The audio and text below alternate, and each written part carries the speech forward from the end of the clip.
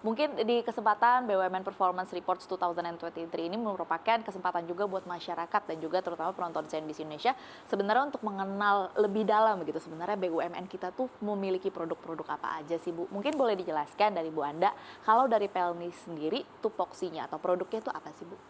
Pelni itu Mbak Dina satu perusahaan BUMN yang 100% sahamnya dimiliki oleh pemerintah Republik Indonesia ya Dwi Warna. Dan kami bergerak di bidang pelayaran transportasi laut, di mana transportasi laut itu tidak hanya mengangkut penumpang, tetapi juga mengangkut barang atau logistik. Nah, kita sebutnya namanya logistik maritim. Gitu. Dan ini kalau ditanya bedanya Pelni dengan ASDP, kalau ASDP penyeberangan, kalau kami itu multiport.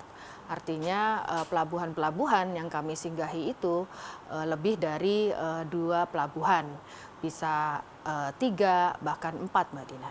Berarti bisa dibilang jaraknya lebih panjang, jauh lebih panjang begitu ya kalau dibandingkan dengan penyeberangan di ASDP begitu. Yang paling lama itu Jakarta Jayapura itu memakan waktu bisa sampai 6 hari. 6 hari itu rute paling panjang. Oke.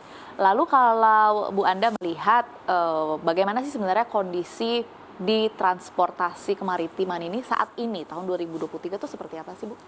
Kalau di transportasi maritim ini saat ini alhamdulillah menunjukkan peningkatan ya, khususnya di jumlah penumpang kami. Sampai dengan semester 1 ini jumlah penumpang kami sekitar 4,8 juta penumpang, itu targetnya ya. Kalau misalnya kalau realisasinya itu sudah 2,6 juta penumpang. Oke, baik. Berarti bisa dibilang memang trennya naik begitu ya Bu, pengguna dari kapal-kapal di Pelni ini untuk angkutan penumpang sendiri di tahun 2023. Dan logistik pun juga mengalami pertumbuhan kurang lebih 5% dibandingkan tahun lalu. Baik Bu Anda, kalau kita bicara soal laporan keuangan di PT Pelni sendiri, menurut data yang kami dapatkan, di mana tercatat ada keuntungan bersih sebesar 113,32 miliar rupiah pada semester 1 2023. Kira-kira dari data ini, apakah memang ada hal-hal atau poin-poin dari kinerja keuangan yang menarik untuk di-highlight Bu Anda?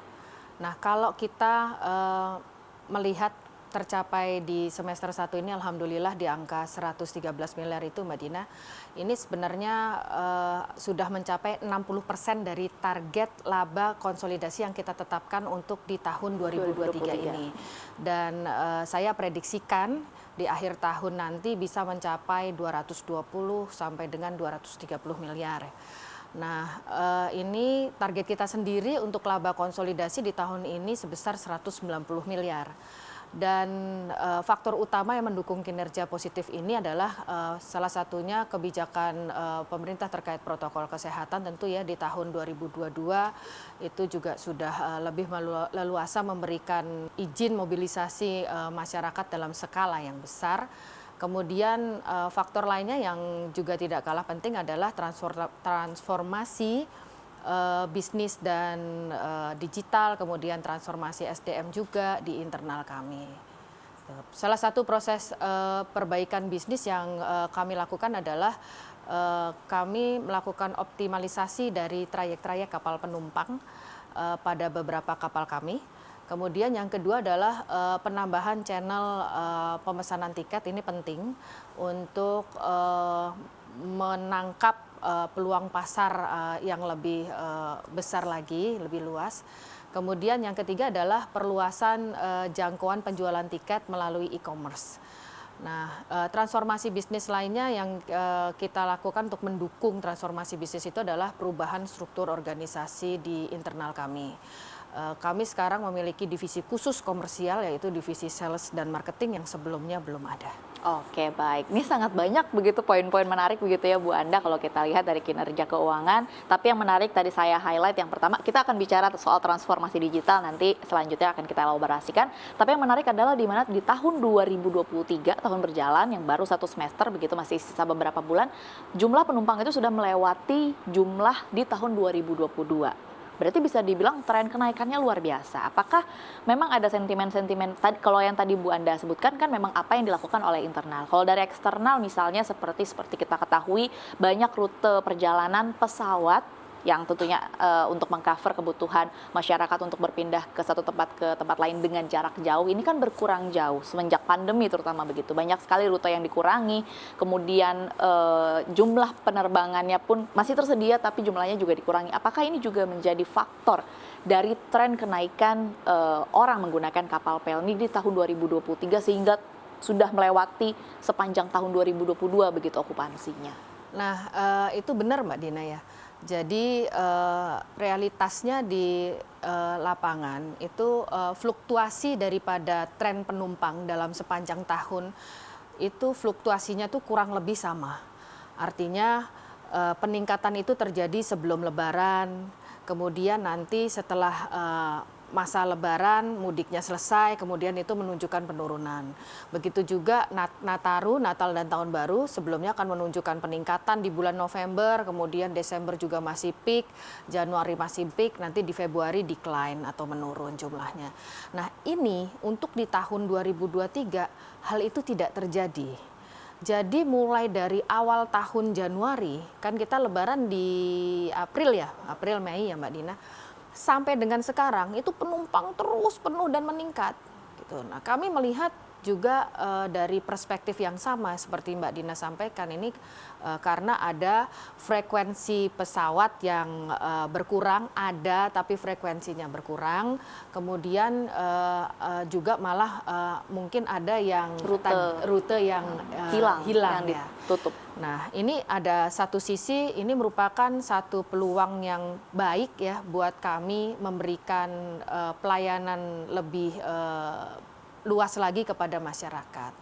Kami sudah petakan daerah-daerah yang mengalami pengurangan transportasi udara, sehingga kita mengusulkan beberapa rute kepada Kementerian Perhubungan untuk melakukan deviasi trayek. Deviasi trayek, itulah yang akhirnya dilakukan dari Pelni melihat tren kenaikan jumlah penumpang di tahun 2023 ini luar biasa begitu ya Bu Anda. Baik, ini pertanyaan saya masih berkaitan juga dengan jumlah unit kapal. Kalau kondisi pada saat ini jumlah unit kapal berapa Bu? Dan apakah memang sudah mengakomodir kebutuhan jumlah penumpang? Kalau jumlah unit kapal penumpang kami 26 kapal penumpang. Di sini istilah kapal penumpang ini kapal kami yang besar ya Mbak Dina. Kalau udah lihat kapal Pelni belum? Di sini Bu ya? Di sini. Langsung di depan wajah saya. Jumlah yang seperti ini tuh 26 ya. 26 kapal sedangkan itu milik kami dan kami operasionalkan. Kemudian ada lagi kapal penumpang adalah kapal perintis. Jumlahnya 44. Itu punya Kementerian Perhubungan tapi kami operasionalkan juga. Nah, kedua kapal penumpang ini saat ini kalau kita melihat bahwa ada juga yang tadi saya sampaikan tren penumpang yang tidak turun dari awal tahun dan kita mintakan untuk beberapa rute yang memang luar biasa ya Mbak Dina, itu kita meminta dispensasi penumpang dari Kementerian Perhubungan. Dispensasi ini diberikan Kementerian Perhubungan pada saat biasanya sih pada saat peak season. Nah itu yang tadi saya bilang ini 2023 ini luar biasa gitu. Kasus spesial begitu ya Bu ya? Karena memang sudah tertahan yang di 2 tahun 2022, di pandemi 2021. itu mungkin ya. Jadi perekonomiannya tuh khususnya di wilayah timur dan tengah itu permintaan dari jumlah penumpang itu luar biasa, sehingga di beberapa kapal-kapal kami dengan rute Indonesia Tengah dan Indonesia Timur itu kami mintakan dispensasi jumlah penumpang dari Kementerian Perhubungan.